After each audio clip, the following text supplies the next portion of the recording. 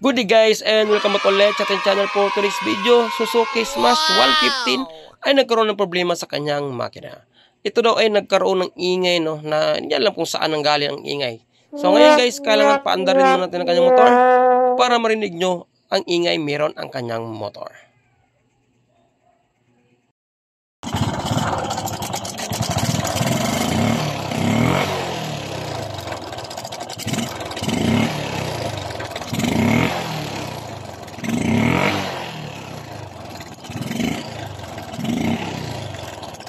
Sa tingin nyo, saan kaya nanggaling ang ingay na yan? Para sa akin guys, yan po ay tunog ng timing chain. Kapag lalo natin timing chain, yung ingay na yan ang lumalabas sa ating makina. Siyempre, para ma-confirm natin ay kailangan natin tanggalin ang malaking bilog na yan. So, before matanggalan ang malaking bilog na yan, is meron siyang dalawang bolt sa tagiliran, no?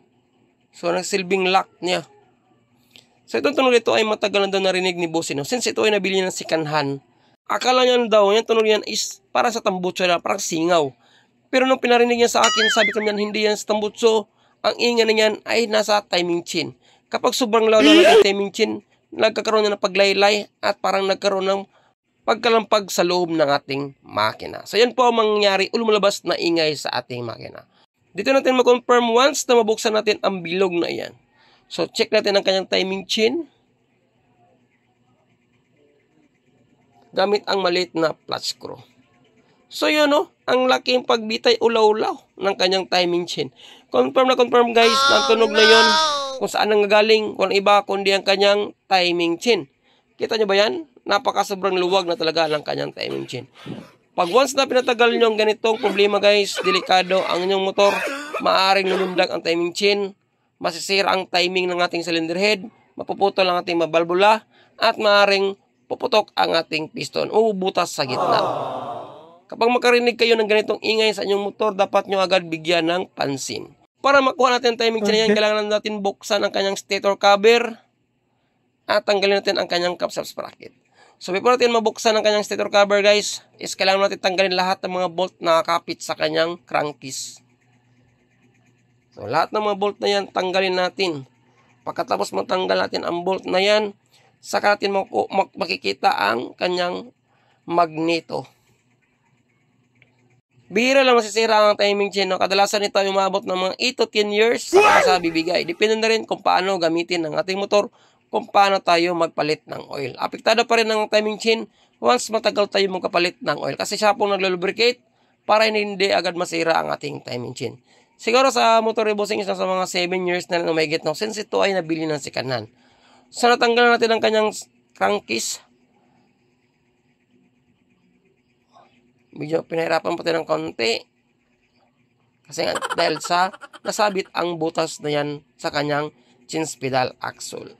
So, nakita natin ang kanyang magneto. Luwagan mo natin ang kanyang nut. Gagamit na tayo ng puller. Ang puller na gagamitin natin ay XRM na 110. Kung natin tanggal ng magneto, ay bibigyan ko ng idea kung paano i-timing ang kanyang sprocket. So, yung dot na yan at arrow yan guys, dapat naka-align yan. So, mean to say, kapag naka-align yan, automatic, nakatap ng ating piston at naka-close ang ating balbula. Automatic din natin magneto ay nagkaroon ng alignment sa arrow na yan at sa letter T na yan kung saan ang ibig sabihin ng T ay top dead center.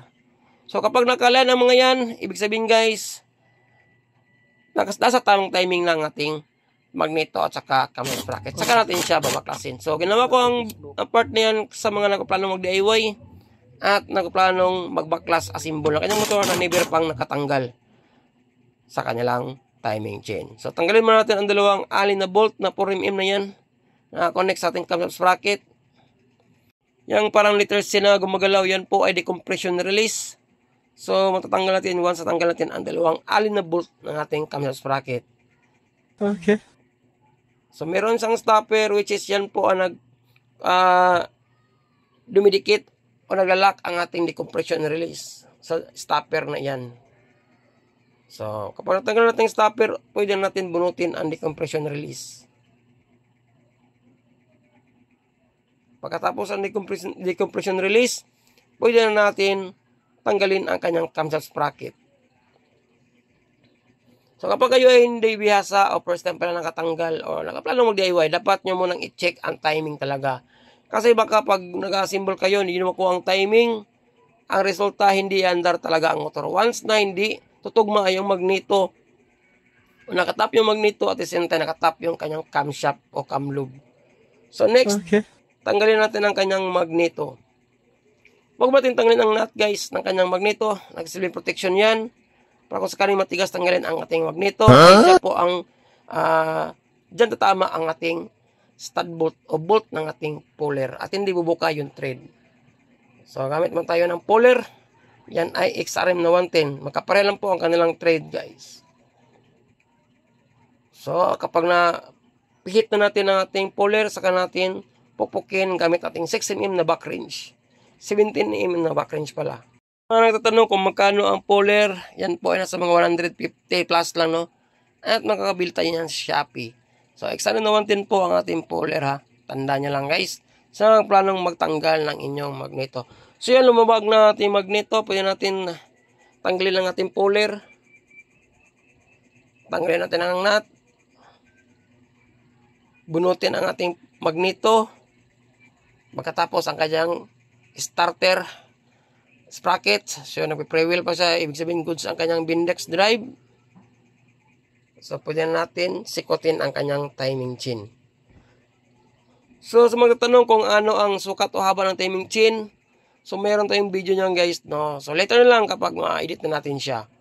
Doon ko na-reveal kung ano ang haba ng timing chain ng Suzuki Smash 150. So, check natin kung medyo ba nagkaroon ng pag-kulubot or pag-wrinkles ng ating timing chain. Wala naman, straight naman siya. Pero doon na natin makumpara once na may tabi na natin ang bagong timing chain at unang timing chain kung meron bang pagbitay. A few minutes later. So yan guys, ito na yung timing chain na kakabit natin. Itatabi na natin ang ating naunang timing chain. Dito na magkalaman kung meron talaga siyang kaunting bitay, no? Kasi kaunti lang yan, malaki na ang impact yan sa loob ng ating makina. So, check natin. Sa left side, yung nauna, at sa right side, yung bago. So, medyo magalaw yung camera, guys. Lapit natin ng kaunti. So, yun, no? Mahaba talaga ang nauna, no? Kumpara sa ating bago. Mean to say, may problema talaga ang kanyang timing chain at kailangan siyang palitan. Maghanap kayo ng timing chain original ng Suzuki Smash, medyo pahirapan guys, no? So kung meron kayo mabibili niyan, mga replacement lang o class A na sa mga 300 pesos lang. Kumpara sa original sa mga siguro 700 or 500, maliit lang ang distansya. So ikabit na natin ang bagong timing chain. Talian muna natin ng wire. Ang purpose ito guys, no? Yan muna ang una natin ipapasok sa makina para mabunot natin siya sa ating cylinder head palabas. So, yan po ang purpose kung bakit tanalian natin siya ng wire. Di ba? Kita nyo na ba? Napakadali lang guys. Yung mga sikretong malupit natin. Amazing! Ay, siyempre kayo bago sa channel, huwag limutang mag-like at subscribe. Kung sa tingin mo itong video ginawa ko ay malaking tulong sa pagsaayos o pagresolba sa problema ng iyong motorsiklo. Maraming salamat. Sa paglagay ng ating timing chain guys, no need na siyang i-timing, no? Kahit naka 180, naka 360 degrees ang ating crankshaft, pwede siya. As long as may kabit natin ng tama at may lagay natin sa ngipin ng ating crankshaft sprocket.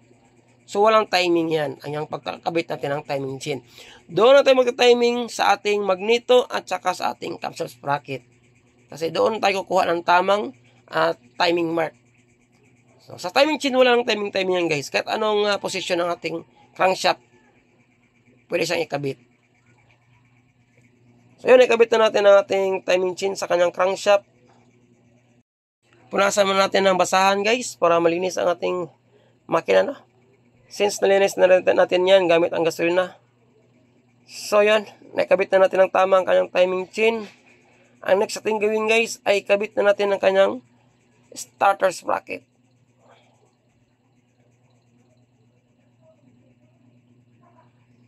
So ikabit na natin ang kanyang magneto. So, may kunya yan ha, o guide. Pag na-shoot natin ng madali yan, ibig sabihin guys, nasa tamang paglagay ng ating magneto sa loob ng ating crankshaft. So, may kunya yan o guide ha. Dapat yung check yun. Kung nahulog yun, mamumblima kayo sa pag-timing niyan. So next, ilagay na natin ang kanyang nut at higpitan na natin. So siyempre guys, kapag nakabitan natin ang magneto, dapat nakatap na ang ating magneto ha. So yung tinuro ko gina kung saan siya nakatap at yung arrow sa ating crankcase dapat nakakoincide yan. Diba? So yan po ang kanyang timing mark guys. Dapat nakakoincide ang dalawang yan. Kasi ang advantage yan kapag nakakoincide at nakuha natin yung timing, automatic yung piston natin is nakatap na at nakalabel na sa ating cylinder block. Wow! So next, ikabit na natin ang ating camshaft sprocket. Tanggalin mo natin ang kanyang tali.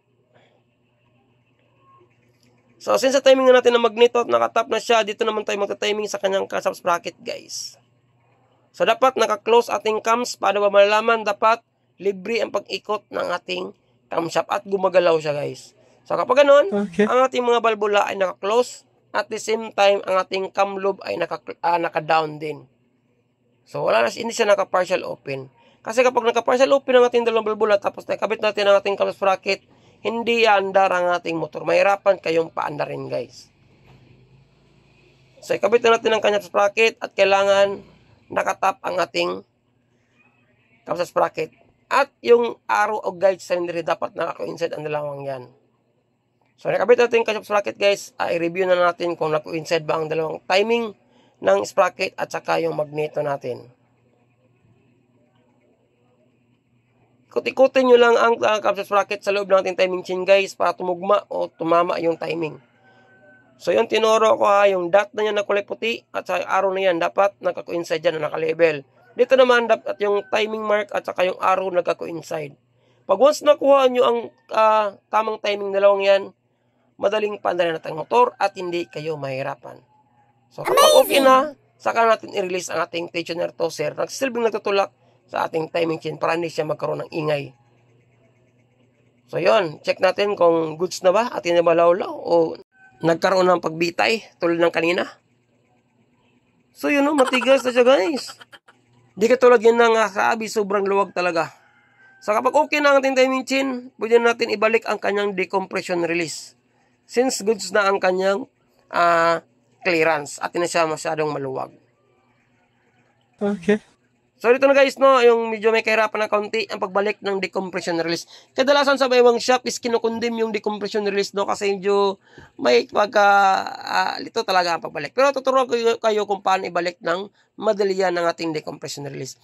Meron kasi yung maliit na spring nagsilbing nagko-control sa pag-bounce, pabalik at pa-close ng ating parang letter C na yun. Parang ayan. So meron siyang spring na maliit, yung tinuro ko guys, dapat yan is pumapasok sa maliit na butas na yan. Para gumagalaw ang ating decompression release, dapat i-twist nyo siya. Dapat ipahigpit mo ng kaunti ang kanyang spring para bumabalik siya. Tulad ng nasa video guys. Yan. Kapag goods na siya, pwede natin ilagay ang ating decompression release at i-shoot sa butas ang guide ng maliit na spring na yan. So paano malaman kapag naging okay na siya, dapat gumagalaw yung letter C na yan guys, no? At libre ang kanyang paggalaw. Hindi siya mahigpit at parang pilit. So ulitin naman natin ng kaunti. I-twist mo natin paulit ang kanyang return spring na maliit na yan.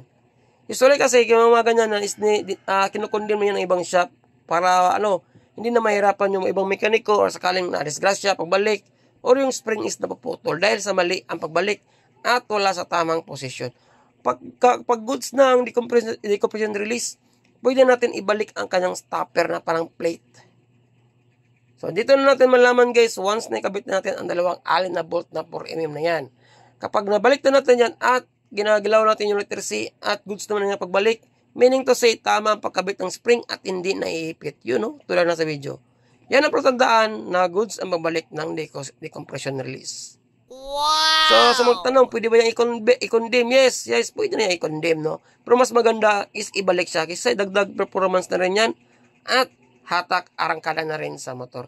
Usually kasi kinukondem din ng mekaniko. Pero sa akin, binabalik ko talaga siya kapag wala ko nakitang issue tungkol sa decompression release. At hindi nasira yung plastic at saka yung spring niya. So yun, double check natin timing chain. Goods naman siya. Ikot-ikotin na natin kung labang sayad, kung malambot ba pa ikotin. Siyempre malambot yan guys kasi walang spark plug. Yan, tinanggal ko yung spark plug. Goods. at maganda ang result ng ating pagkabit ng timing chain. Pwede natin ibalik ang kanyang stator since nakabit na natin ang lahat. Naitama na rin natin ang kanyang timing. So kapag nabalik natin ang kanyang stator cover o crankcase, ibalik na natin lahat ng mga bolt na tinanggal natin, guys. So ito na lang ang kulang para makumpleto na natin ang motor. Takpan din natin ang kanyang cam sprocket para marinig na natin at makumpara na natin ang tunog ng hindi natin napalitan ng timing chain at pagkatapos natin siyang mapalitan ng timing chain. Siyempre kung may katanungan ka kahit hindi rin sa video, maaari ka mag-iwan ng comment sa baba. So yun lang, guys. So yun, higpitan natin. Natin kailangan higpitan ang mga bolt na yan para mawasan natin magkaroon ng leaking sa ating crankcase. Lagyan natin ng counting liquid gasket kung hindi nasira ang o-ring. Kasi ito yung isa sa issue. Itong takip nito. Once natanggal yan or nabaklas na ng bisis, habang tumatagal, nagmo-moisture yan. Nagli-leak ng oil. So, double check na natin is lagyan na natin ng counting liquid gasket. Sakpitan natin ang dalawang bolt na yan, guys. So, ito na yung pinakahuling bahagi ng ating trabaho para mapaandar natin ang kanyang motor. Okay. So, once nahigpitan natin yan, lipat tayo sa kabila at ikabit na natin ang spark plug.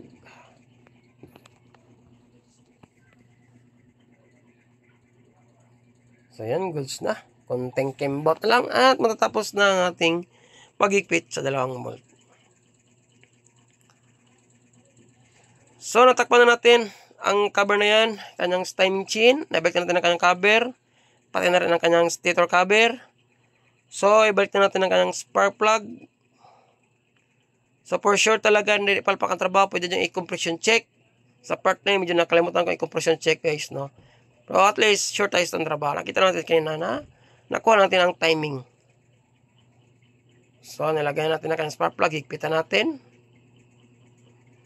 So, try natin pa kickstart kay bossing.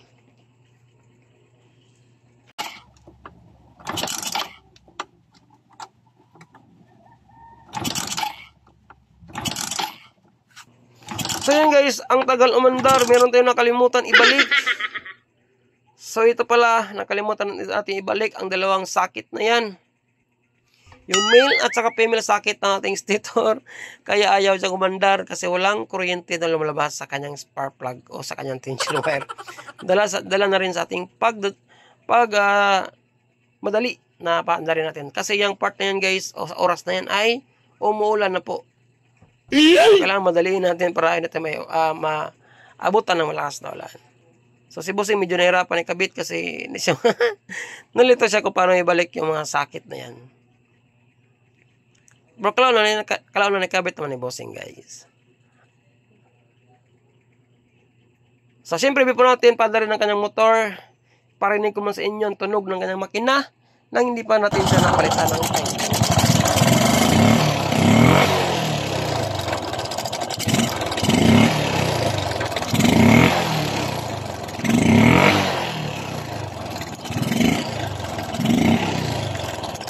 Ito naman ang tunog ng kanyang makina pagkatapos nating mapalitan ng timing chain. Paano rin natin? Let's go!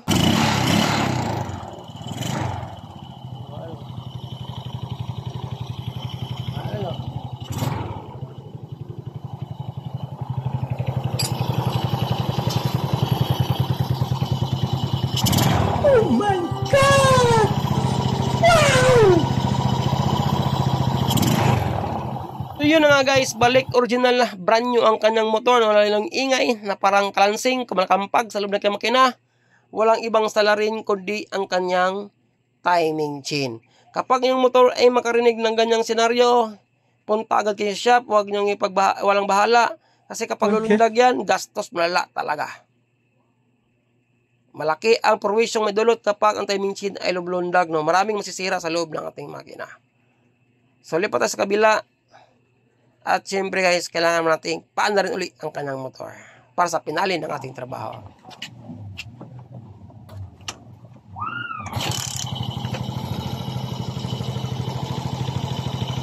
Balik brand new na ang kanyang motor. Sana may natutunan kayo sa araw na ito. Maraming salamat. At syempre, huwag natin kalimutan i-shout out ang owner na ito. Shout out sa iyo, boss. At salamat sa tiwala sa pagpunta sa ating maliit na shop. See you sa aking next video. Ride safe. God bless. Shoutout sa ating napakasibag na mekaniko. Ayos.